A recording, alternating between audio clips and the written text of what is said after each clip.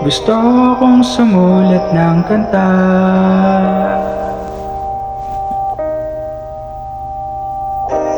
pero ako ay lubos na nahihiya. Ayoko kasing balikan ng pagkabata, panahong bulag pa sa nadarama.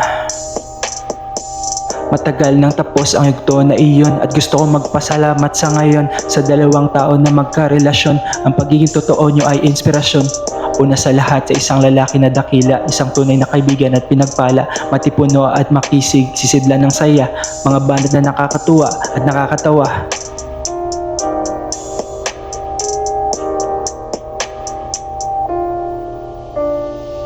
Salamat sa pangangamusta mo, pare ko. Noong may sakit si mama ay di biro. Simpleng salita mo ay naging lakas loob. Dinamayan mo ko, kaya heto aking respeto.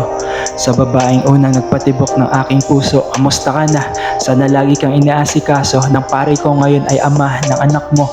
Natapilok sa ngiti mong mabibighani kahit sino. Salamat sa serbisyo nung na-stroke si Papa. Proud ako sa mga narating mo. Mabuhay ka. Di ko makalimutan ang tulong niyong dalawa. Mahal ko kayo hanggang sa panaginip nakikita.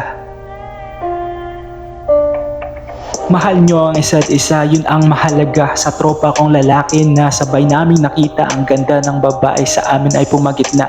Ikaw ang nagwagi at tamang tao sa kanya. Paalam na sa yugto na ito ng aking pagkabata. Paalam na sa nakaraan na puno ng pantasya. Malaki ang utang na loob at ako ay tagahanga. Sa ama ako ay nagdarasal na kayo ay pagpala. Paalam at ako ay magpapatuloy sa aking misyon. Ano man yon ay kailangan ko ng determinasyon. Alalahanin nyo may nagmamahal sa inyong kaibigan. Kung di man tayo magkasama ay puso't din sa isipan na riyan lang.